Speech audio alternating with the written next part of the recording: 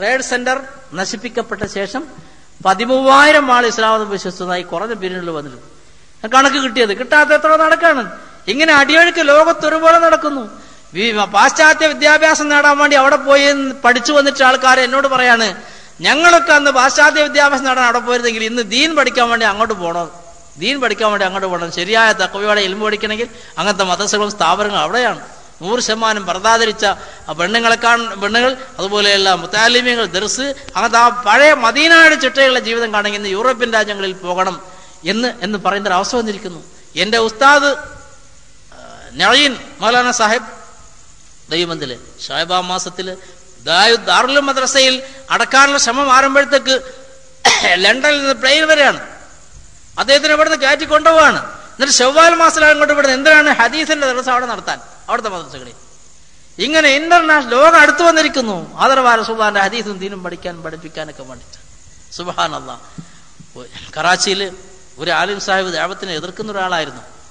ഒരു 8-9 മണി സമയത്ത് autorickshaw driver, പാവപ്പെട്ട ഒരാള്, ഇയാള് ഒതുകൊടുത്തുകൊണ്ടിരിക്കുകയാണ്. ഹൗദിൽ, വലിയ പള്ളിയാണ്, ഓപ്പൺ ഹൗദ് ഒതുകൊടുത്തിരിക്കുമ്പോൾ ഓട്ടോറിക്ഷ ഡ്രൈവർ വന്ന് ഒതുകൊടുക്കാൻ വേണ്ടി അവിടെ ഇരുന്നിട്ട് ഇങ്ങനെ കീശ തപ്പി നോക്കിയിട്ട് ഒരു ശബ്ദം, എന്തോ ഒരു സാധനം നഷ്ടപ്പെട്ടു പോയതുപോലെ, അത് നഷ്ടപ്പെട്ടു പോയല്ലോ എന്നുള്ളതിലൊരു ശബ്ദം ഇങ്ങനെ പുറപ്പെടുവിച്ചു.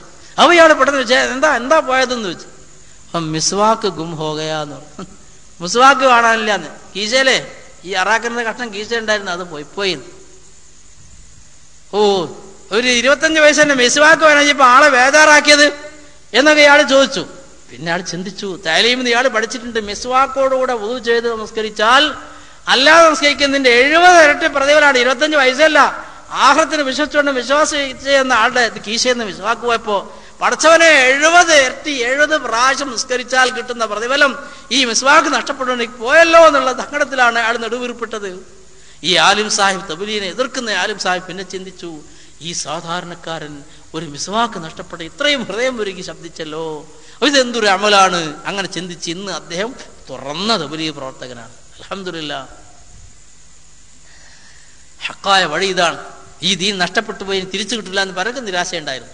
പക്ഷേ ഒരു പ്രത്യാശ ഈ അമലിൽ മാത്രമാണ്. ഈ അമലില്ലെങ്കിൽ പോയവരെ തിരിച്ചു കിട്ടൂലായിരുന്നു. വേറെ എന്തുകൊണ്ടാണ് തിരിച്ചു കിട്ടുക? വേറെ പറഞ്ഞ മനുഷ്യൻ നന്നാവോ? ദർസ് നടത്തിയാൽ നന്നാവോ? ഈ ജനങ്ങൾ വേറെ എന്തുകൊണ്ടാണ് നന്നാകുക? പത്രം കൊടുത്താൽ നന്നാവോ? എന്നാ ഇതിന് മുമ്പ് നന്നാവണ്ടേ? ഇതിൽ പോയിട്ട് നന്നാകുന്നുണ്ടല്ലോ. അവരൊറ്റ പ്രതീക്ഷ, ഈ നഷ്ടപ്പെട്ടത് തിരിച്ചെടുക്കാൻ ഈ ഒരു വഴി മാത്രമാണുള്ളത്. സുബ്ഹാനല്ലാഹ്. ഈ ഗുജറാത്ത് നിങ്ങളെ കേൾക്കുന്നില്ല, അവിടെ പോയാൽ മദീന വാസനിച്ച സ്ഥലമുണ്ട്. ഞാൻ ചെറുപ്പത്തിൽ മദീന, ഇപ്പം ആ വാസന ഇല്ല കേട്ടോ. മദീനക്ക് ഇൽമിന്റെ വാസന ഒക്കെ ചിലർ പറയും. നമ്മൾ ഫിസ്കൊക്കെ ചെയ്തിട്ട് നമ്മൾ മൂക്കിന് വാസന പോയത് അറിയില്ല. മദീനത്തൊരു ആസ്വാദനമായിരുന്നു. അന്ന് ഈമാനുള്ള അറബികളുണ്ടായിരുന്നു. അന്ന് ഒറ്റ റോഡും താറിട്ടിട്ടില്ല, ഒരു വീടും ടെറസാക്കിയിട്ടില്ല. അങ്ങനത്തെ കാലഘട്ടത്തിലാണ്. പൊടി ഇങ്ങനെ പാറുന്നതാണ്. ഒരു ടാക്സി വിളിച്ചു കൊണ്ടുവന്നു ഒരു ആജിനെ എയർപോർട്ടിലേക്ക് അയക്കാൻ വേണ്ടി, പ്രാകൃതമായ ടാക്സി. ഞാൻ അതിൽ കയറി ഇരിക്കുമ്പോൾ അടിയിൽ നമ്മൾ ഇവിടുത്തെ കണക്ക് വെച്ചിട്ട് ഒന്നിങ്ങനെ തട്ടി സീറ്റിൽ, എന്നിട്ട് അവിടെ ഇരുന്നു.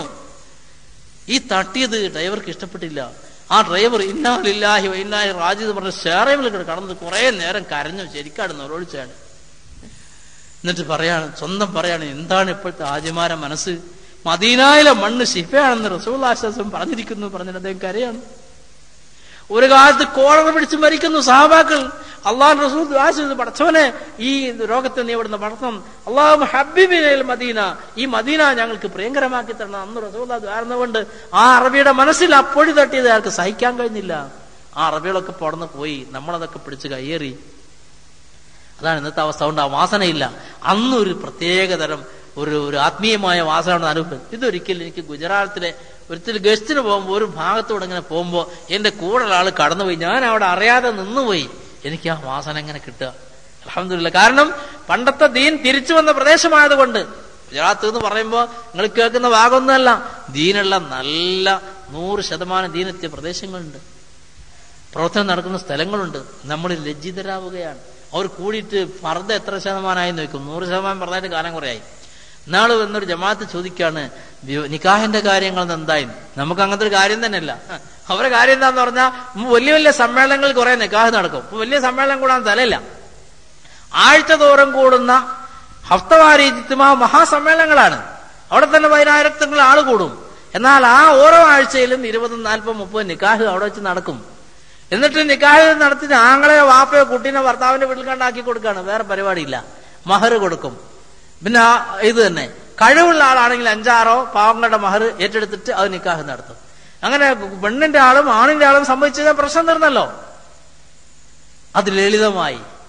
മഹാനായ റസൂലുള്ളാഹി സ്വല്ലല്ലാഹു അലൈഹി വസല്ലമയുടെ കാലത്ത് പെൺകുട്ടികൾ കുഴിച്ചുമൂടലായിരുന്നു സഹിക്കാൻ കഴിഞ്ഞിട്ട്. പിന്നെ എന്തായി? അതിൽ ഖേദിച്ചു അറബികൾ, മാറി. എന്തുകൊണ്ടാണ്? നബി സല്ലല്ലാഹു അലൈഹി വസല്ലം അടങ്ങിയിരുന്നില്ല. സഹാബാക്കളും കൊണ്ട് വീടാന്തരം നടന്നു, തൈലീം നടത്തി, ഗൾസ് നടത്തി, ബോധവൽക്കരിച്ചു. നമ്മൾ മുസ്ലിമീങ്ങളാണ്, ഈ നിക്കാഹെ അള്ളാഹ് ഇഷ്ടപ്പെടുകയുള്ളൂ, അല്ലാത്ത അപകടമാണെന്ന് പഠിപ്പിച്ചപ്പോ 2 കൂട്ടർക്കും അത് മതിയെന്ന് വന്നപ്പോൾ പള്ളിയിൽ നിന്ന് നിക്കാഹ് ചെയ്താൽ മതി, പ്രശ്നം തീർന്നു പോയി. അബൂദർ റളിയല്ലാഹു തആല അൻഹു സൽമാൻ ഫാരിസും കൂടെ പോയി പെണ്ണന്വേഷിക്കാൻ പോയി. സൽമാൻ ഫാരിസി വഴിയിൽ നിന്നു. സൽമാൻ ഫാരിസി കെട്ടേണ്ടത്, നിങ്ങൾ പോയിട്ട് അവരോട് ചോദിക്കി, നിങ്ങളെ മകളെ എനിക്ക് കെട്ടിച്ചു തരുമെന്ന് പറഞ്ഞത്. ഇയാൾ പെണ്ണ് അന്വേഷിക്കാൻ വേണ്ടി പോയി.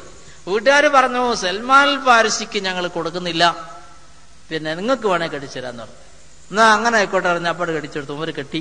മറ്റാളെ കാത്തുക്ക, അസ്സലാമു അലൈക്കും, മൂവരിങ്ങനെ പറഞ്ഞു എനിക്ക് വേണേ കെട്ടിച്ചു തരാൻ പറഞ്ഞു. അവിടെ ഞാൻ ഇപ്പൊ കെട്ടിയിട്ട് വന്നാണ്. ഓ ബാറക്കല്ലാഹു ലക്കുമാ വജമാ ബൈനക്കുമാ ഫിൽ ഖൈർ. ഇതാണ് സഹാബാക്കളുടെ നിക്കാഹ്. അതിന് നിശ്ചയം, കല്യാണം, പരിപാടിയും പ്രശ്നങ്ങളൊന്നുമില്ല. നിക്കാഹ് ലളിതം. അപ്പം വിചാരത്തിന് വില കൂടും, വിചാരം ഉണ്ടാവില്ല. നമ്മൾ നിക്കാഹിന് വില കൂട്ടിയപ്പോ വിചാരത്തിന് വില കുറഞ്ഞു. അവിടെ നമ്മൾ 100% തിരിച്ചെത്താവുന്ന ഒരു പ്രവർത്തനം ഇത് മാത്രമാണ്. മൗലാന മുഹമ്മദ് യാസർ പ്രവർത്തനം തുടങ്ങി. പല മേഖലയും പ്രവർത്തനമായി എതിർപ്പുകൾ പല ഭാഗത്തും ശക്തമായി. ഇന്നത്തെ മാതിരി ഒന്നല്ല, അന്ന് ഭയങ്കര എതിർപ്പാ. ഇവരൊക്കെ പാപ്പാര് ജീവിച്ച കാലമുള്ള പിന്നെ എതിർപ്പില്ലാതിരിക്കോ? ബ്രിട്ടീഷ് ഇന്ത്യയല്ലേ, ശക്തമായ എതിർപ്പ്. പിന്നെ അതൊന്നും സാരല്ല. അങ്ങനെ ഇരിക്കുമ്പോഴാണ് മൗലാന അഷ്റഫ് അലി താനവി, വലിയ മഹാൻ, നമ്മുടെ പേഴ്സണല്ലോ സിവിൽ നിയമങ്ങൾ ഗവൺമെന്റിൽ ബ്രിട്ടീഷ് ഗവൺമെന്റ് സുരക്ഷിതമാക്കിയ മഹാനാണ് അദ്ദേഹം. ആയിരക്കണക്കായ ഗ്രന്ഥങ്ങൾ എഴുതി സമൂഹത്തിന് ആവശ്യമായ അറിവുകൾ പകർന്നു തന്ന് ഒന്നിനും റോയൽറ്റി വെച്ചിട്ടില്ല. അദ്ദേഹത്തിന്റെ കിതാബ് അടിച്ചു വെച്ച ആൾക്കാർ പെട്ടെന്ന് പണക്കാരാവുകയാണ്. അദ്ദേഹം കിടക്കുന്ന കബറിടം ഒഴിച്ച് ബാക്കി എല്ലാം വഖഫാണ്, പള്ളിയെല്ലാം. അങ്ങനെ ഉഖ്റവിയായ വലിയ മഹാനായ, കുറ്റം വരും പറയട്ടോ, അത് പിന്നെ റസൂലുള്ളാഹിനെ പറ്റി പറയുന്ന എല്ലാവരും പറയുന്നുണ്ട്. അള്ളാഹ് ആ ശർറ് നമ്മളെ കാത്തുരക്ഷിക്കുമാറാകട്ടെ. പക്ഷേ അദ്ദേഹത്തിന്റെ അടുത്തേക്ക് ലോകാടിസ്ഥാനത്തിലാണ് ആൾക്കാർ ബയ്യത്ത് വാങ്ങാനൊക്കെ വരിക. ഇന്റർനാഷണൽ പണ്ഡിതനാണ്. ഇന്ത്യ ഒരുപോലെ കാൽനടയായി അദ്ദേഹം നടന്ന് പ്രസംഗിച്ചതിന്റെ ഫലമായിട്ടാണ് ബ്രിട്ടീഷുകാരുടെ ആധിപത്യം വാണരുടെ ഉത്തരേന്ത്യയിൽ ഇന്നും ഒരു മുസ്ലിമിനെ കണ്ടാൽ മുസ്ലിമാന്ന് തോന്നും. കേരളത്തിൽ കാണോ? തോന്നോ? അത് അന്നത്തെ ആലിമ്യങ്ങൾ ഇറങ്ങി പരിശ്രമിച്ച് സമുദായത്തിന്റെ കയ്യിൽ സംരക്ഷിച്ചതിന്റെ ഫലമായിരുന്നു. ആ ത്യാഗികളെയാണ് ഇവരെ വിമർശിക്കുന്നത്, ആവശ്യമില്ലാതെ സൂക്ഷ്മമായിട്ട് പഠിക്കാതെ. അദ്ദേഹം കേട്ടു ഇങ്ങനെ ജാഹിലിയങ്ങൾ ദൗല് നടത്താൻ പോകുന്നുണ്ട്, നമ്മുടെ ചില ആൾക്കാർ കേട്ടതുപോലെ. അപ്പൊ അദ്ദേഹം പറഞ്ഞു, അതും ഒരു പുതിയ ഫിത്നയാണ്. കാരണം ആലിമ്യങ്ങൾ പറഞ്ഞിട്ടുണ്ട് കേൾക്കാത്ത, ജാഹിലിയങ്ങൾ പറഞ്ഞാൽ ജനങ്ങൾ കേൾക്കോ? അതൊരു പുതിയ ഫിത്നയാണെന്ന് അദ്ദേഹം പറഞ്ഞ വാക്ക് പ്രചരിച്ചു. താനവി എതിർത്തിട്ടിരുന്നായതോടുകൂടെ ഭയങ്കര വിഷമായി പോയി ദൗല് പ്രവർത്തനം മുന്നോട്ട് കൊണ്ടുപോകാൻ. ആരും പള്ളിയിൽ അഭയം കൊടുക്കുന്നില്ല, വലിയ വിഷമായി. പക്ഷെ ഇല്യാസ് റഹ്മത്തുള്ളാഹി മറുപടി പറയാൻ പോയില്ല. അദ്ദേഹം സഹിച്ച് പിന്നെയും ആൾക്കാരെ സംസ്കരിച്ച് ഒരു സമ്മേളനത്തിൽ അദ്ദേഹം പറഞ്ഞു, എനിക്ക് കുറച്ച് ആൾക്കാരെ വേണം.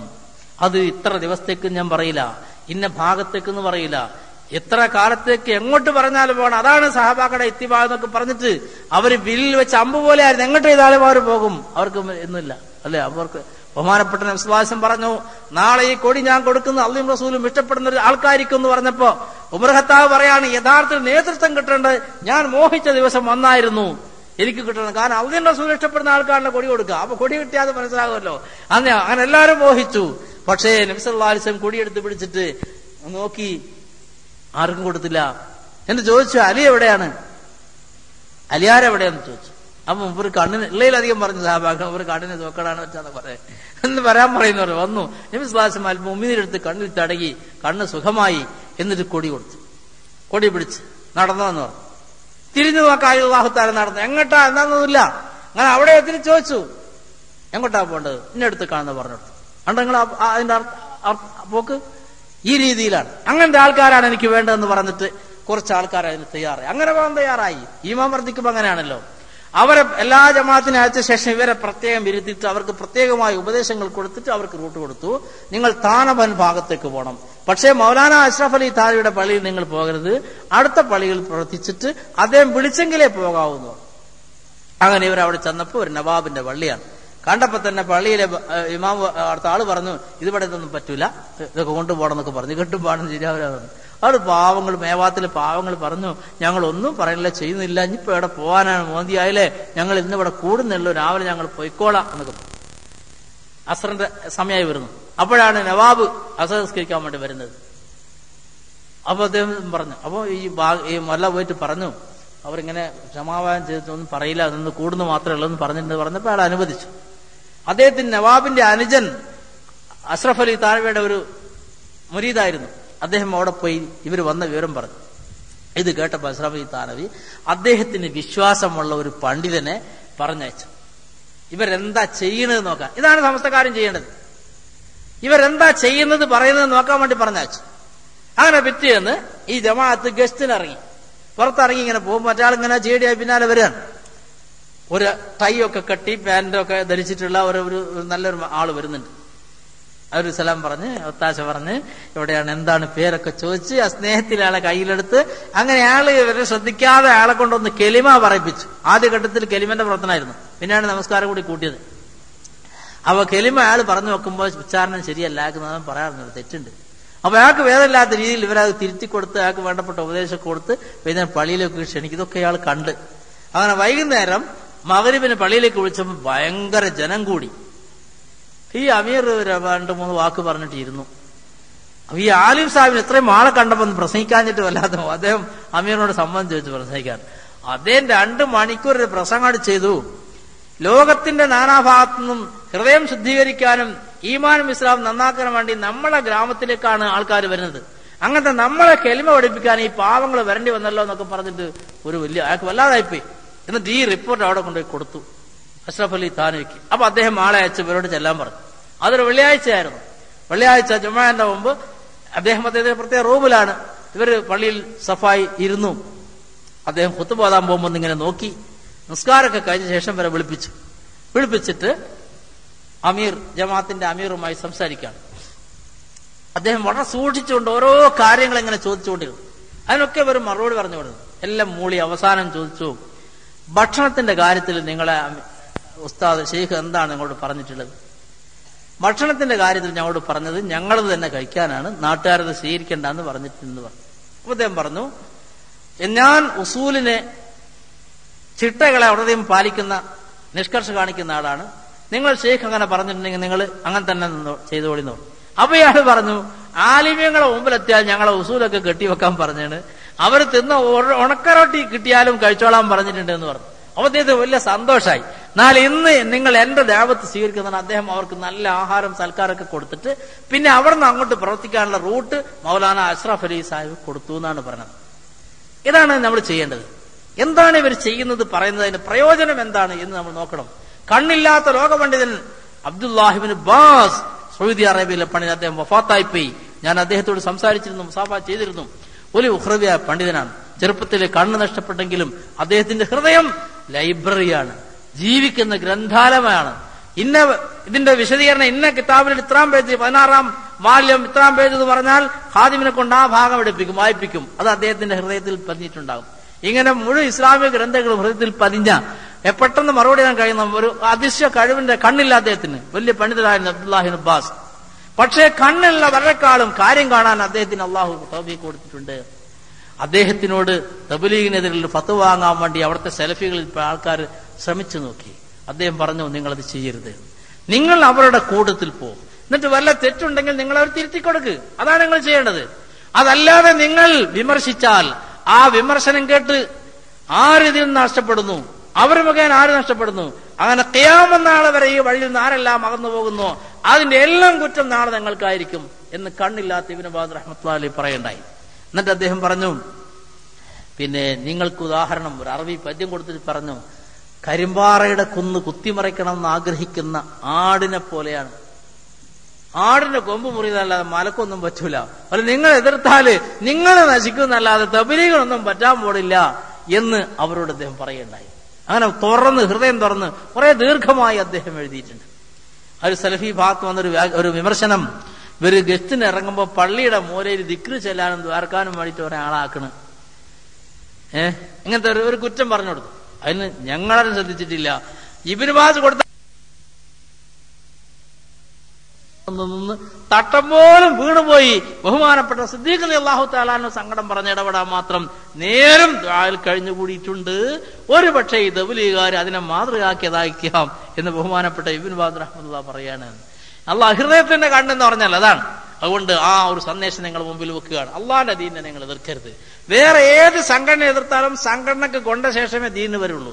തബ്ലീഗ് എതിർത്താൽ നേരെ നിസ്കാരത്തിന് കൊള്ളും, തൗബക്ക് കൊള്ളും, ദിക്റിന് കൊള്ളും, ഈ സുന്നത്തിന് കൊള്ളും. നേരെ ദീനാണ് കൊള്ളുക. ദീൻ മുടക്കി വേണം. ഒരു പള്ളി എങ്ങാനും തടഞ്ഞാൽ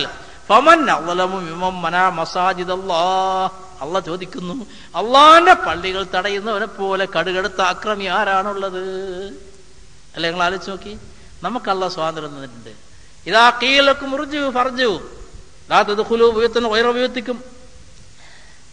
നിങ്ങൾ നിങ്ങളുടെ വീട്ടിലല്ലാതെ മറ്റുള്ള വീടുകളിൽ ആൾപെരുമാറ്റം ഉണ്ടാക്കി സമ്മതം ചോദിക്കാതെയും സലാം പറയാതെയും കടക്കരുത്. നിങ്ങൾ ഇപ്പം ഇങ്ങോട്ട് വരണ്ട, നിങ്ങൾ പൊയ്ക്കോളി എന്ന് പറഞ്ഞാൽ ഫർജു, നിങ്ങൾക്ക് എന്താ വന്നാലും ചോദിക്കണ്ട, നിങ്ങൾ തിരിച്ചു പോകുന്നോളി. ആ വീട്ടിൽ അയാളുടെ അധികാരമാണ്. പക്ഷെ എന്റെ വീട്ടിൽ കയറണ്ടെന്ന് പറഞ്ഞവൻ എന്താ അധികാരം? അള്ളാഹുവിന്റെ വീട്ടിൽ അള്ളാഹുവിന്റെ അടിമകൾ വരുമ്പോൾ അത് തടയുന്നവനെ പോലെ കടുകടുത്ത അക്രമി ആരുണ്ട്? അള്ളാഹ് കൊടുത്ത പ്രയോഗം അതാണ്. ഫമൻ അദ്ലമു മിമ്മൻ മസാജിദല്ലാഹ്. അതേ അവസരത്തിൽ അള്ളാഹുവിന്റെ പള്ളിയിലേക്ക് ആളെ വിളിച്ചു കൂട്ടുന്നവരെ പറ്റി എന്താ പറഞ്ഞത്? അള്ളാഹുവിലേക്ക് ജനങ്ങളെ വിളിക്കുന്നവനെ പോലെ നല്ല വാക്ക്, കൂടുതൽ നല്ല വാക്ക് പറഞ്ഞവൻ ആരുണ്ട്? വഅമില സാലിഹൻ, സാലിഹ അമല് ചെയ്തുകൊണ്ട് വഖാല ഇന്നനീ മിനൽ മുസ്ലിമീൻ, ഞാൻ ആ പഴയ സാധാരണ മുസ്ലിം കൂടുതൽപ്പെട്ട ഒരാളാണ്. ഞാൻ പുതിയൊരു സംഘടനയിൽ മെമ്പർ എടുത്തിട്ടില്ല, ഞാൻ സെക്രട്ടറി അല്ല, പ്രസിഡന്റ് അല്ല, എനിക്ക് ഭൂപരിധിയിലുള്ള സംഘടനയൊന്നുമല്ല, ഞാൻ പണ്ടത്തെ ഇസ്ലാം ദീൻ അനുസരിച്ച ഒരു മുസ്ലിം എന്ന നിലക്ക് മുസ്ലിമായി ജീവിച്ച് മുസ്ലിമായി മരിക്കാൻ വേണ്ടി വരികയാണ്. എനിക്ക് അങ്ങനത്തെ പൊങ്ങച്ചൊന്നുമില്ല അർത്ഥത്തിൽ ഞാൻ മുസ്ലിമാണെന്ന് പറഞ്ഞ് ഇസ്ലാമിലേക്ക് ക്ഷണിക്കുന്ന ആളാരാളുള്ളത്? ഇന്ന് നിനക്ക് മാറ്റം വരുത്തണ്ടേ? ഞാൻ അത്ഭുതപ്പെട്ടു. മരിച്ചോടത്ത് പോയിട്ട് പോലും ചില ആൾക്കാർ ലോകം കാണിച്ചില്ല. കുറേ അടുത്ത ആൾക്കാർ സുന്നീന്റെ വ്യത്യാസമാണ്. എന്നിട്ട് ഖബറുകളിൽ തെൽക്കീൻ ചൊല്ലി കൊടുക്കുമ്പോ അൽ മുസ്ലിമൂന ഇഖ്വതീ വൽ മുസ്ലിമാതു അഖവാതീ, അതൊന്ന് തിരുത്തി ചെല്ലണം എന്ന് പറയാൻ തോന്നി. കാരണം AP സുന്നിയാണ് മരിച്ചിരിക്കുന്നത്. അപ്പൊ അൽ മുസ്ലിമൂന ഇഖ്വത്തി എന്ന് പറയാൻ പറ്റില്ല. സുന്നിയൂന ഇഖ്വത്തി വസുന്നിയാതു അഖവാത്തി എന്ന് പറയേണ്ട ഒരു സമയമായിരിക്കാം. എല്ലാവർക്കും ഇത് ബാധകമല്ല. ചില ആൾക്കാരെ വേദനിപ്പിച്ചുകൊണ്ട് പറയാൻ എല്ലാ ജാതിക്കാരുമായ മേത്ത് സാർ മേലെ ഘടകത്തിലൊന്നും കുഴപ്പമില്ല കേട്ടോ. ഹൃദയ വിശാലമില്ലാത്ത ചില ആൾക്ക് അള്ളാഹു ഹൃദയത്തിനും വിശാലത കൊടുക്കുമാറാകട്ടെ. നമ്മളൊക്കെ മുസ്ലിമീങ്ങളാണ്. ചെറിയ കാര്യത്തിനൊന്നും അഭിപ്രായ വ്യത്യാസം ഉണ്ടാക്കേണ്ടതില്ല. ബഹുമാനപ്പെട്ട ഇമാം ഷാഫി റളിയല്ലാഹു തആല, സംയമനമാണ്. ഷാഫി റളിയല്ലാഹു അൻഹു വിഘടിച്ച മസല പറഞ്ഞു. എന്താ വിഘടിച്ചത്? മഹാഭൂരിപക്ഷം വരുന്ന അബൂ ഹനീഫ ഇമാം റളിയല്ലാഹു തആല അൻഹു, അദ്ദേഹത്തിന്റെ പ്രധാന ശിഷ്യനായ ഇമാം മാലിക് റളിയല്ലാഹു തആല അൻഹു, ഇവരൊക്കെ സുബ്ഹിയിൽ ഖുനൂത്തില്ലാത്ത മസലയാണ് പറയുന്നത്. പക്ഷെ ഇമാം ഷാഫി റളിയല്ലാഹു തആല അൻഹു പറഞ്ഞു സുബ്ഹിയിൽ ഖുനൂത്ത് അബാദ് സുന്നത്താണ്, ഖുനൂത്ത് ഓതണം എന്ന് പറഞ്ഞു. അദ്ദേഹത്തിന്റെ അസ്ഹാബ് അങ്ങനെ തന്നെ അത് പറഞ്ഞ് പ്രചരിപ്പിച്ച് നടക്കുന്നതിനിടയിൽ മഹാനായ അബൂ ഹനീഫ ഇമാമിനെ ഖബർ സിയാറത്ത് ചെയ്യാൻ വേണ്ടി വന്നു. അന്ന് സുബഹിക്ക് ഇമാം തന്നെയായിരുന്നു ഷാഫി ഇമാം. പക്ഷെ ഖുനൂത്ത് ഓതിയില്ല, സുജൂദും ചെയ്തില്ല. അപ്പോ അണികൾ ചോദിച്ചു, തങ്ങൾ എന്താണ് രണ്ടും ചെയ്തില്ലല്ലോ, രണ്ടും ഓർമ്മയില്ലേ? ഓർമ്മ വത്തുകൊണ്ടല്ല, ഈ മഹാൻ അവരുടെ സാന്നിധ്യത്തിൽ വെച്ച് ഞാൻ എങ്ങനെയാണ് ഖുനൂത്ത് ഓതുക എന്ന് ലജ്ജിച്ചിട്ടാണ് ഓതാതിരുന്നതെന്ന്. അപ്പൊ ഇമാമിന്റെ ഖബറവിടെ കിടക്കല്ലേ? അദ്ദേഹം അത് അംഗീകരിക്കാത്തൊരു മസല, ഞാനത് ഓതുന്നത് ശരിയല്ല എന്ന് പറഞ്ഞു. ഇവര് പറയും വഹാബികളെ വള്ളിപ്പോലെ വഹാബിളമാരി ദുനിയളമാരി, നമ്മളെ ഇമാമിനെ അങ്ങനെ ചെയ്താൽ ഇപ്പൊ എന്താ കാണിക്കാം? തബ്ലീഗുകാരൻ എല്ലായിടത്തും പോകാം. കാരണം തബ്ലീഗുകാരൻ ഡോക്ടറാണ്, ചികിത്സിക്കാൻ പോവാണ്. ഓല കൂട്ടത്തിൽ എല്ലാവരും ഉണ്ടാകുക. അലക്കുകാരന്റെ കെട്ടിൽ എന്തെല്ലാം ഉണ്ടാവും അല്ലെ? പല ആദ്യ വൃത്തികളുണ്ടാവില്ലേ? പക്ഷെ ഇത് അലക്കി ഉണക്കി കളർ മുക്കി ഇസ്തിയൊക്കെ വെച്ച് വരുമ്പോഴാണ് അതിന്റെ സ്വഭാവം കാണുക. നിങ്ങൾ ഇങ്ങനെ നോക്കിയാൽ എല്ലാം ഉണ്ടാവും. അതാണ് തബ്ലീഗ് എന്ന് പറഞ്ഞത്. മഹാനായ റസൂലുള്ളാഹിന്റെ കൂട്ടത്തിൽ ആരൊക്കെ അല്ലാത്തത്? പള്ളിയിൽ പാത്തുന്ന അറാബിയരുണ്ടായില്ലേ? നബി സ്വല്ലല്ലാഹു അലൈഹി വസല്ലം എന്താ പറഞ്ഞത്? ജനാപത്ത് കുളിക്കാതെ യുദ്ധത്തിന് പോയ ആളില്ലേ? ഒരു ജനാപത്ത് കുളിക്കാനും കൂടി അറിയാത്ത ഇബ്ബനാ ദീൻ നടത്താൻ പോയെന്ന് പറഞ്ഞോ? ബഹുമാനപ്പെട്ട ഹൻദല റളിയല്ലാഹു തആല വഹദത്തിൽ ഷഹീദായി, ജനാപത്ത് കുളിച്ചില്ല.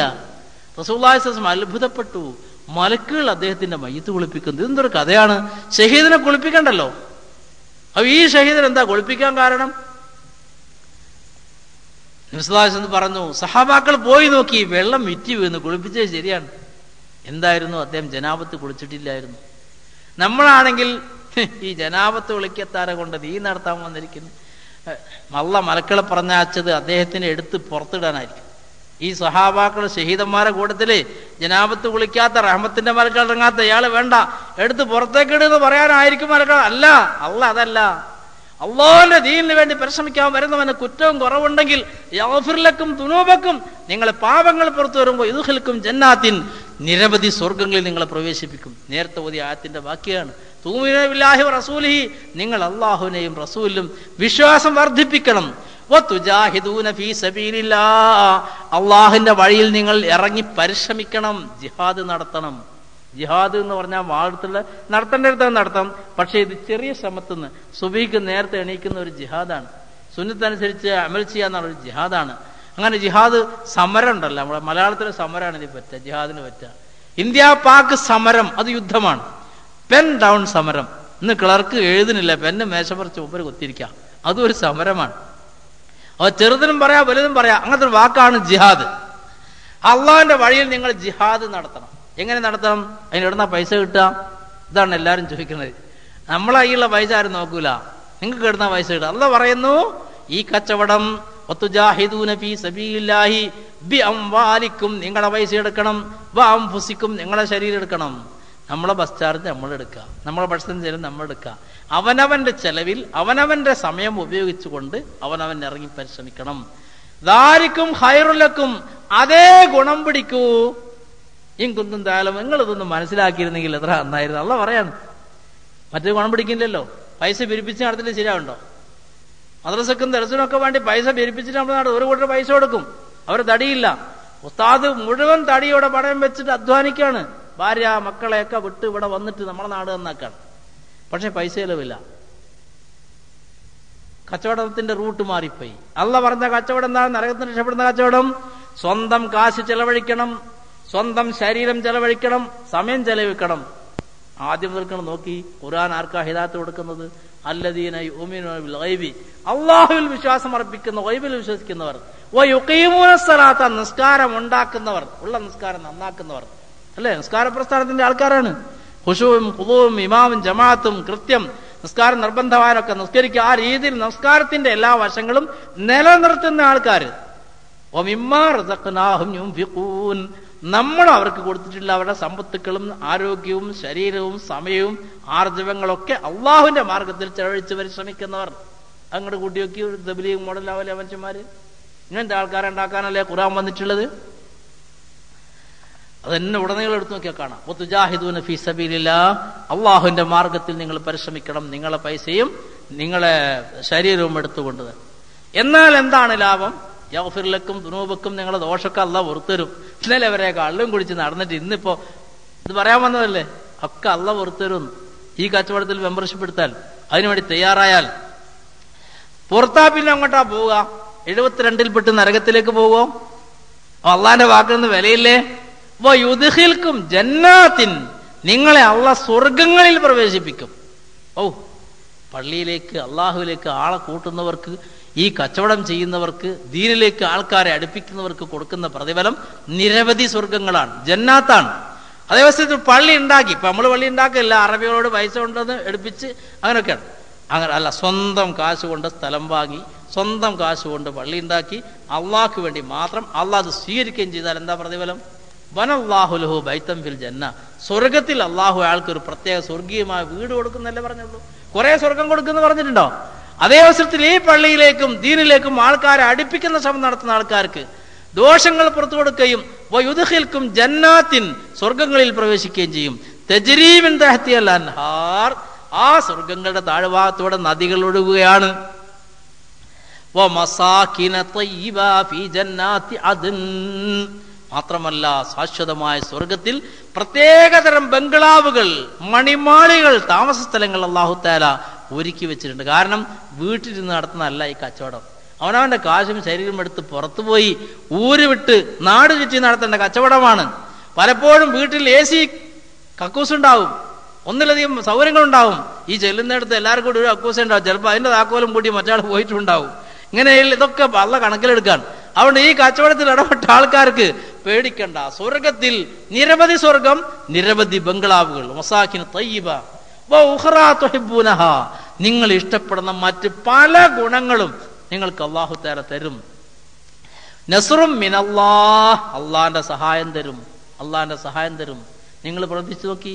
മീരാൻ സാഹിബ് വയനാട്ടിലൊരു എഞ്ചിനീയറാണ്. അവിടെ മുസ്ലിംമാർക്ക് വലിയ സ്വാധീനമാണ്. പൊതുവിലികാരെ അടുപ്പിക്കാൻ പാടില്ല എന്നൊക്കെയുള്ള പ്രശ്നമാണ്. ഒരു ജമാഅത്ത് വന്നപ്പോൾ മുസ്ലിയാരെ എതിർത്തു, പുറത്താക്കി. പാവം. കൊല്ലങ്ങളായി വേറൊറ്റ ഉസ്താദ് എന്തോ ഒരു കാരണമായി പെട്ടെന്ന് അവിടെ നിന്ന് തെറിച്ചു പോയി. അയാളുടെ ജോലി അവിടെ നഷ്ടപ്പെട്ടു. വയനാട് തന്നെയുള്ള വേറൊരു പള്ളിയിൽ അയാൾ ജോലി കിട്ടി. മീരാൻ സാഹിബ് അവിടെ പോയിട്ട് പറഞ്ഞു, ഉസ്താദെ നിങ്ങൾക്ക് ഇവിടുന്ന് പോകണമെങ്കിൽ നിങ്ങൾ വേറെ ഒന്നും ചെയ്യണ്ട കേട്ടോ, തബ്ലീഗ് എതിർത്താൽ മതി, തബ്ലീഗിനെ എതിർത്താൽ മതി എന്ന് പറഞ്ഞു. അടിയുറച്ച് നിൽക്കുന്ന പലരും കാണാൻ ഇവിടെ കൈവച്ചവരെ അല്ല അടിയും നശിപ്പിച്ചു കളി. തബ്ബത്തി യഥാ അബീലാബി എന്ന് പറഞ്ഞില്ലേ, ആ നശിപ്പിക്കൽ തന്നെ. തബ്ലീഗിനെ കൈ തൊട്ടാൽ അതാണ്. ഇത് സഹായിച്ചാലോ പച്ച പിടിച്ചു വരുന്നത്. അള്ളാഹ് വലിയ വലിയ തൗഫീഖ് കൊടുക്കും. എത്ര ആൾക്കാരെ മക്കളെ ആലിമ്യങ്ങളായി, എത്ര ഹാഫിലിങ്ങളായി ആക്കണം ചിന്തിക്കുന്നവരായി. ചെറിയ മാറ്റമാണത്. എത്ര സുന്നത്ത് ഹയാത്തായി, എത്ര വിവാഹങ്ങൾ എളുപ്പത്തിൽ നടന്നു, എത്ര ഇജ്ജത്തുള്ള ജീവിതം, സമാധാനമുള്ള ജീവിതം പലർക്കും കിട്ടി. അൽഹംദുലില്ലാ. അങ്ങനത്തെ ദീൻ തിരിച്ചു വരുന്നവരെ ദീനിന്റെ ഖുവ്വത്ത് ഇതിൽ കാണിക്കും. സർവശക്തനായ അള്ളാഹു നമ്മളാൽ അവന്റെ ദീൻ നശിക്കുന്ന അവസ്ഥ ഇല്ലാതാക്കി തരുമാറാകട്ടെ, നമ്മളാൽ അവന്റെ ദീൻ നിലനിൽക്കുന്ന അവസ്ഥ ഉണ്ടാക്കി തരുമാറാകട്ടെ. കുറച്ച് കാര്യങ്ങൾ നിങ്ങോട്ട് പറഞ്ഞു. പിന്നെ റോഡൻ പറഞ്ഞില്ല, ഏതായാലും ഈ ആയത്തിന്റെ ബാക്കിയോട് പറഞ്ഞു തന്നേക്കട്ടെ. ഞാൻ ഓതി തുടങ്ങിയില്ലേ. അള്ളാഹുവിന്റെ സഹായം കിട്ടും. അള്ളാഹിന്റെ സഹായം കിട്ടിയാൽ പിന്നെ എന്താ കുഴപ്പം?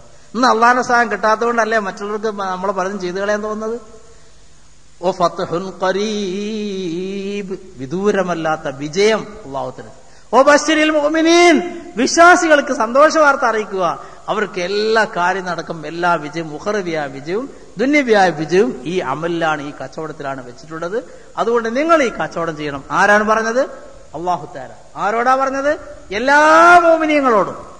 എല്ലാ മുഅ്മിനീങ്ങളെ വിളിച്ചിട്ടാണ് പറഞ്ഞത്. എല്ലാവർക്കും ഇത് ചെയ്യൽ നിർബന്ധമാണ്. ഈമാൻ ഉണ്ടാക്കണം, ആ ഈമാൻ വർദ്ധിപ്പിക്കണം. മറ്റുള്ളവർക്ക് ഇത് ഉണ്ടാക്കാൻ വേണ്ടിയുള്ള ശ്രമം നടത്തണം. അതിന് സ്വന്തം കാശും ശരീരവും എടുത്ത് പരിശ്രമിക്കണം. എന്നാൽ പാപങ്ങൾ അല്ലാഹു പുറത്തുതരും, സ്വർഗത്തിൽ ഉന്നതമായ പദവി തരും. അത് പറഞ്ഞു കഴിഞ്ഞ ശേഷം വീണ്ടും വിളിക്കാൻ, യാ അയ്യുഹല്ലദീന ആമനൂ, മുഅ്മിനീങ്ങളെ, കൂനു അൻസാറല്ലാഹ്, നിങ്ങൾ അള്ളാഹുവിന്റെ സഹായകരാകണം, അള്ളാഹുവിന്റെ ദീനിനെ സഹായിക്കുന്നവരാകണം. നിങ്ങൾ അൻസാറുകളാകണം. മറ്റോരോ മുഹാജിറുകളാണ് അല്ലെ, വീട്ടിൽ നിന്ന് ഇറങ്ങിയിട്ട് ദീൻ ഉണ്ടാക്കാനുള്ള കച്ചവടത്തിന് പോവുകയാണല്ലോ. ഇവരോ അങ്ങനെ ഒരു കൂട്ടർ വരുമ്പോൾ മറ്റേ മുഅ്മിനീങ്ങൾ എന്ത് ചെയ്യണം? അവിടെയാണ് യാ അയ്യുഹല്ലദീന്റെ പ്രാധാന്യം. കൂനു അൻസാറല്ലാഹ്, നിങ്ങൾ അള്ളാഹിന്റെ ദീനിനെ സഹായിക്കണം. ആ വരുന്ന ജമാഅത്തിന് വേണ്ട സൗകര്യങ്ങൾ എന്താ സൗകര്യം? അവരെ കൊണ്ടുപോയി ഗാഫിലീങ്ങളെടുത്ത് കൊണ്ടുപോവുക. ആരെ കാണിക്കണോ കാണിച്ച് അവരോട് സംസാരിപ്പിക്കുക. അവർക്ക് താലീം ചെയ്യാനുള്ള അവസരം കൊടുക്കുക. അത് നിങ്ങൾ പോയി ഇരിക്കുക, അവരുടെ ഉപദേശങ്ങൾ കേൾക്കുക. ഭക്ഷണം പിന്നെ അവർ കൊണ്ടുവന്നിട്ടുണ്ടാവും. ഇനി അല്ല നിങ്ങൾ ദഅവത്ത് കൊടുക്കാൻ അൽഹംദുലില്ലാഹ് ഖൈറാണ്. കേരളം വിട്ടാൽ എന്താ സ്ഥിതി നിങ്ങൾ മനസ്സിലാക്കണത്?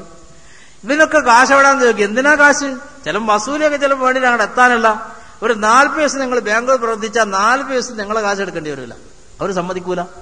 നമ്മളെ നാട്ടിൽ ഉസ്താദും കുട്ടികളും പഠിക്കാൻ വന്നാൽ നിങ്ങൾ വെച്ചെന്നോളി എന്ന് പറയാം. അത് നമുക്ക് കുറവല്ലേ? ദീന്റെ കയ്യിലൊന്നും അറിയില്ല, നമ്മൾ വിഷം കൊടുക്കൂലേ? ഇതുപോലെ ജമാഅത്തിൽ വരുന്ന ആൾക്കാർക്ക് അവരെ കൊണ്ട് വെപ്പിക്കാവുന്ന ഇതുപോലത്തെ ആയവ് മറ്റവർക്കില്ല. അതുകൊണ്ട് ആ പ്രദേശത്തെ മുസ്ലിമീങ്ങൾ ഈ ഒരു ജമാഅത്തിന് കിട്ടാൻ വേണ്ടി ആഗ്രഹിച്ചു നിൽക്കുകയാണ്. എത്ര നല്ല ഭക്ഷണം വേണമെങ്കിലും. ഗുജറാത്തിലൊക്കെ പോയാൽ രാത്രി വരികയാണ്. നിങ്ങളുടെ വണ്ടി എപ്പോഴാണ്? രാത്രി 3 മണിക്കാണ്. അത് ചോദിച്ചു പോയിട്ടുണ്ടാവും. ആ 3 മണിന്റെ മുമ്പ് പ്രത്യേക തരം ആഹാരം ഉണ്ടാക്കി നമ്മളെ കോയിൽ ഏൽപ്പിച്ചിട്ടാണ് അവർ പോകുന്നത്. പിന്നെ നമ്മൾ ഈ ലോകത്തവരെ കാണുന്നില്ല. ഇല്ലാഹി അവർ ചെയ്യാണ്. ഇങ്ങനെ എല്ലാ രീതിയിലും ഇക്കറാം ചെയ്യും. ഗുജറാത്തിൽ ഗോത്ര, ഈ ഗോർപ്പം നടന്ന സ്ഥലത്ത് 10 കുറെ ആൾക്കാരുണ്ടായിരുന്നു. ഞങ്ങൾ ഡൽഹിയിൽ നിന്ന് അവിടെ ചെന്നെത്തി. അപ്പണ്ട് ഓട്ടോറിക്ഷക്കാരിങ്ങനെ വിളിക്കുന്നു. എല്ലായിടത്തും അപരിചിതന്മാർക്ക് ശല്യമാണല്ലോ ഓട്ടോറിക്ഷക്കാര്. ഒരു ചുരുങ്ങിയ വയൽപ്പുറത്ത് വന്നിട്ട് വലിയ നീണ്ട സ്റ്റേഷനാണ്. അപ്പൊ ഞങ്ങൾ കൊടുത്ത് കുറച്ച് പ്രായമുള്ള ആൾക്കാരായതുകൊണ്ട് ഞങ്ങൾ പോയി. പൈസ പ്രശ്നമുള്ളവരല്ല ഞങ്ങളിൽ പല ആൾക്കാരും. ചെന്ന് കയറി ഞങ്ങൾക്ക് ഇന്നടുത്ത് പോകണമെന്ന് പറയുന്ന മുമ്പ് നിങ്ങൾ പോകേണ്ട സ്ഥലക്കാരെ കയറി എന്ന് പറഞ്ഞിട്ടെല്ലാം കയറ്റിയിട്ട് അവർ കൊണ്ടുപോയി. ചെല്ലേണ്ട മർക്കസിൽ പൈസ കൊടുത്തൊക്കും വേണ്ട, നിങ്ങൾ അള്ളാഹുവിന്റെ വഴിയിൽ വന്നവരല്ലേ, ഞങ്ങൾക്ക് ഇങ്ങനല്ലേ സഹായിക്കാൻ കഴിയുള്ളൂ എന്ന് പറഞ്ഞ് ആരും കാശ് വാങ്ങിച്ചില്ല. ഫ്രീ ആയിട്ട് ഞങ്ങളെ കണ്ടപ്പം മനസ്സിലാക്കിയിട്ട് ജമാഅത്തിന്റെ പള്ളിയിൽ കൊണ്ടുവന്ന് വിട്ടു. അപ്പൊ നമ്മൾ വലിയ വൃത്തിന്റെ ആളാണല്ലോ, അലക്കാൻ വല്ല സൗകര്യം ഉണ്ടോ എന്ന് കൂടുതൽ ഒരാൾ ചോദിച്ചപ്പോ പള്ളിയിൽ മുമ്പ് ഒരാൾ നിൽക്കുന്നുണ്ട്. ഞാനിപ്പോ പറഞ്ഞുതരാൻ ഒരാൾ പോയി കുറച്ച് കഴിഞ്ഞിട്ട് വന്ന് ആ അലക്കാനുള്ളൊക്കെ എടുത്തോളം പറയുന്നു. അതിന് 36 പീസ് ആൾക്കാരെ അലക്കാൻ വേണ്ടിയിട്ട് ഇയാൾക്ക് കുത്തേൽപ്പിച്ചു. 2-ാം ദിവസം ഞങ്ങൾ വരുമ്പോ അലക്കി ഇസ്തിരി റെഡിയാക്കി തേച്ചിട്ട് കൊണ്ടുവന്ന് പൈസ കൊടുത്തപ്പോൾ വേണ്ട. അന്വേഷിച്ച് നോക്കുമ്പോ അവിടുത്തെ ഏറ്റവും വലിയ പണക്കാരനായ ദഅവത്തിന്റെ അമീർ, അദ്ദേഹത്തിന്റെ കുലീന ഭാര്യ, അനേകം ഖിദ്മത്തുകാരുണ്ടെങ്കിലും അവരൊക്കെ മാറ്റി നിർത്തി സ്വന്തം കൈകൊണ്ട് അലക്കിയതാണെന്നാണ് അറിയുന്നത്. കാരണം അള്ളാഹുവിന്റെ വഴിയിൽ വന്ന് ഈ ആൾക്കാരുടെ വസ്ത്രം അലക്കാനുള്ള ഒരു ഭാഗ്യം, അത് എന്റേത് വേറെ അലക്കിയാലും അത് ഞാൻ എന്റെ കൈ കൊണ്ട് അലക്കും. പണ്ടത്തെ കാലത്ത് ഇങ്ങനെ ഉണ്ടായിരുന്ന മുതലാളിമാരുടെ പെണ്ണുങ്ങളൊക്കെ അത് പറയാമെന്ന ഉസ്താദന്മാരത് അവരുടെ അലക്കാൻ വേറെ ആളുണ്ടെങ്കിലും സ്വന്തം കൈ കൊണ്ട് അലക്കി കൊടുക്കുന്ന ഒരു കാലഘട്ടം ഉണ്ടായിരുന്നു. ആ ഉഖ്റവിയ ആലിമ്യങ്ങളുടെ പ്രവർത്തനം ഈ സാധാരണക്കാർ ചെയ്യാൻ തുടങ്ങിയപ്പോൾ അല്ലാഹു തആല അവരുടെ മനസ്സ് മാറ്റി, ജനങ്ങളെ മനസ്സ് മാറ്റി ഇവർക്ക് വേണ്ട ഖിദ്മത്ത് ചെയ്യാൻ വേണ്ടി പറയാണ്. ഇത് ചെറിയ കാര്യമൊന്നുമല്ല, നിങ്ങൾ ഊതിയാ പറക്കുന്നതല്ല, നിങ്ങൾ നശിക്കുകയുള്ളൂ. അള്ളാഹു നമുക്ക് നല്ല തൗഫീഖ് തരുമാറാകട്ടെ. ഇങ്ങനെ ലോകം മുഴുവനും ഇതിനു വേണ്ടി തുറക്കപ്പെട്ടിരിക്കുകയാണ്. കേരളം മാത്രം കുറച്ചുകൂടി താമസിക്കുമെന്ന് തോന്നുന്നു. നിങ്ങൾക്കറിയാമല്ലോ, നിങ്ങൾ എവിടെ പോയത് കാണുന്നതല്ലേ. നിങ്ങൾ വിളിക്കാൻ സ്ഥലം കിട്ടൂല. ഞാനൊരു വലിയ സുന്നി സ്ഥാപനത്തിൽ വേറെ ആവശ്യത്തിന് വേണ്ടി പോയി ചെന്നപ്പോ, സാറിന് ഞാൻ പറയുന്നില്ല, അത് മസഹത്ത് പരിഗണിച്ച് പറയുന്നില്ല, ഒരു സംഘടനയുടെ തബ്ലീഗിനെ എതിർക്കുന്ന ഒരു സംഘടനയുടെ ഔദ്യോഗികമായ ഒരു മേജർ സ്ഥാപനമാണ്. അപ്പോ എന്റെ നാട്ടിൽ എന്റെ കൂടെ ഒരാളുണ്ട്, അയാൾ കുട്ടിനെ ചേർക്കാൻ വേണ്ടിയാ. അപ്പൊ നാടിന്റെ പേര് കേട്ടപ്പോ അയാൾ ഇങ്ങോട്ട് ചോദിച്ചു. അപ്പൊ മാനേജർ, ഇതൊക്കെ ഭരിക്കുന്ന മാനേജർ കാല് രോഗമായിട്ട് വീട്ടിലാണ്. അപ്പൊ ഈ ഓഫീസിലൊരു ഫോൺ ചെയ്തു. അപ്പൊ അയാൾ ഫോണിൽ ചോദിച്ചു മറ്റാളോട്, നിങ്ങളെ നാട് ഏതാണ്? ചെറുപ്പ എന്ന് പറയുന്നപ്പോ ഉടൻ തന്നെ അബുൽ ഖൈർ മൗലവി എന്നെ അറിയോന്ന് വെച്ച് നാട്. അപ്പൊ എന്റെ ഇരുത്തന്നെ ഇരിക്കണ്ടെന്ന് പറഞ്ഞു. എന്നാ ഞാനായിട്ട് വരാന്ന് പറഞ്ഞിട്ട് അയാള് ആ രോഗി പെട്ടെന്ന് വന്ന് വിളിച്ചു കൊണ്ടുപോയി വലിയ വലിയ സൗകര്യമൊക്കെ ചെയ്ത് അങ്ങനെ സ്വകാര്യ മുറിയിൽ പറഞ്ഞ്, നിങ്ങളെ പ്രവർത്തനമാണ് ശരിയായ പ്രവർത്തനം, ഹജ്ജ് ക്യാമ്പിന്റെ കാര്യമൊക്കെ പറഞ്ഞു. അതുകൊണ്ട് ഈ കുട്ടികളെ ഉപദേശിക്കാൻ പറ്റിയ ഒരാളെ നിങ്ങൾ ഇവിടെ തരണം. ഉഖ്റവിയായ കാര്യങ്ങൾ എന്തും പറയാം, ശമ്പളം അവിടെ പ്രശ്നമല്ല, തരണമെന്ന് കാര്യമായിട്ട്. ഞങ്ങളുടെ ആൾ കൊടുക്കാൻ സാധിച്ചിട്ടില്ല. പിന്നെ ഒരിക്കലും അവിടെ പോയി സ്വകാര്യം ഇവിടെ കൊണ്ടുപോയിട്ട് കായംകുളത്ത് പെണ്ണുങ്ങളെ പഠിപ്പിക്കുന്ന മദ്രസയുണ്ട്. തലയിടാൻ മടിക്കുന്ന കുട്ടികളെ പിന്നെ മുഖം മറച്ചുകൊണ്ട് തിരിച്ചു വരും. ചെറിയ പീരീഡുണ്ട്, കൂടുതലുണ്ട്. അപ്പൊ അത് ഇയാൾ ചോദിച്ചറിഞ്ഞിട്ട് അയാൾ എന്നെ വിളിച്ചിട്ട് അതിന്റെ കടലാസ് കാണിച്ചു തരാൻ, അവിടുത്തെ റൂൾസുള്ള കടലാസ്. കുറച്ചു നേരത്തിന് വേണ്ടി പറഞ്ഞു, ഞാൻ എന്റെ മകളെ അവിടെ കൊണ്ടാക്കിയിട്ടുണ്ട്. അത് ഞാൻ പോയ കുഴപ്പമാണെന്ന് വിചാരിച്ചിട്ട് വേറെ ആൾ മുഖേന വിട്ടതാണെന്നൊക്കെ സാഹചര്യം തോന്നുന്നു. ഞാനിപ്പോ നിങ്ങളെ ആളെ പറയാതെ പറഞ്ഞതാണ്. ലോകം ഇങ്ങനെ എത്തിയിരിക്കുന്നു, ഇവരെ കൊണ്ടൊന്നും ഒരു കാര്യമില്ലാത്തൊരു അവസ്ഥയിലാണെന്നുള്ള അവർക്ക് തന്നെ മനസ്സിലാവുകയാണ്. ഇത് ഇഖ്ലാസിന്റെ ഫലമാണ്. ഇതിലാരും ചിരിക്കൊന്നും വേണ്ട. ഇഖ്ലാസ് നഷ്ടപ്പെട്ടാൽ നമ്മളെ ആർക്കും വേണ്ടി വരില്ല. അള്ളാഹ്ക്ക് വേണ്ടി അമൽ ചെയ്യുകയാണെങ്കിൽ മൻ കാന ലില്ലാഹി കാന അല്ലാഹു ലഹു, നമ്മൾ അള്ളാഹ്ക്ക് വേണ്ടി ആകുമ്പോൾ അള്ളാഹ് നമ്മളതാകും. ശത്രുക്കളെ മിത്രങ്ങളാക്കി തരും, അല്ലേ? അകന്നവരെ അടുത്തവരാക്കി തരും, തടസ്സങ്ങൾ നീക്കിത്തരും. ഈ മലബാർ നിങ്ങൾ പ്രവർത്തനം എത്ര വളർന്നു. ഇപ്പൊ നോക്കും, കുഗ്രാമങ്ങളിലെല്ലാം ജമാഅത്ത് എത്തിയിട്ടുണ്ട്. എത്താത്ത സ്ഥലം വളരെ കുറവാണ്. അവിടെ നിന്നൊക്കെ ആൾക്കാർ വരുന്നില്ല. മസ്ജിദിനുള്ളൊന്നും ഉൾക്കൊള്ളാൻ കഴിയുന്നില്ല. 2-3 തട്ടുള്ള പള്ളി ഉൾക്കൊള്ളാൻ കഴിയുന്നില്ല. നിങ്ങളൊന്ന് വന്നു നോക്കി, എവിടെ എത്തിയെന്ന് കാണാമല്ലോ. ഇശാ നിസ്കാരം കഴിഞ്ഞിട്ട് ഇങ്ങനെ ഓരോ ഹലക്കയുടെ ആൾക്കാർ വട്ടമിട്ടിരിക്കാൻ സ്ഥലം പോരാ. വലിയ രീതിയിലുള്ള ഒഴുക്കാണ് ഇപ്പൊ നടന്നുകൊണ്ടിരിക്കുന്നത്. എല്ലാ കെട്ടും പൊട്ടി. ഇത് മാത്രമാണ് ഹക്ക് എന്ന് ജനങ്ങളെ മനസ്സിലാക്കിയതുപോലെ നമ്മൾ ആർക്കെങ്കിലും ഇന്ന് കൊടുക്കുന്നുണ്ടോ? ഇവിടുന്ന് പേര് കിട്ടുമോ, കാശ് കിട്ടുമോ? ഒന്നും കിട്ടൂലല്ലോ. വേറൊരിടത്ത് പോയാലൊക്കെ അത് കിട്ടുള്ളൂ.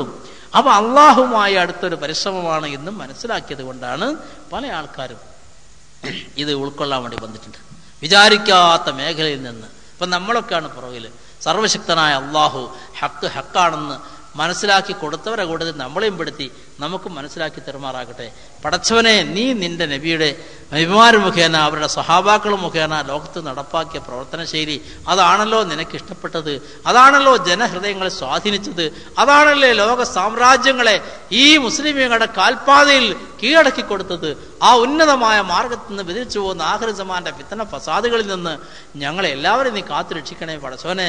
റസൂലുള്ളാഹി സ്വല്ലല്ലാഹു അലൈഹി വസല്ലം നിഷ്കളങ്കരായ ഉമ്മത്തികളെ പലരും വേട്ടയാടി പോകുന്നതിൽ നിന്ന് കാക്കണമേ പടച്ചവനെ. പടച്ചവനെ ഹക്ക് ഹക്കായി മനസ്സിലാക്കി അതിനെ പിന്തുടർന്ന് ജീവിക്കുവാനും അത് മറ്റുള്ളവർക്ക് പറഞ്ഞു കൊടുക്കാനുമുള്ള ഇഖ്ലാസും കരുത്തും തൗഫീഖും ഞങ്ങൾക്ക് നീ പ്രദാനം ചെയ്യണമേ റഹ്മാനെ.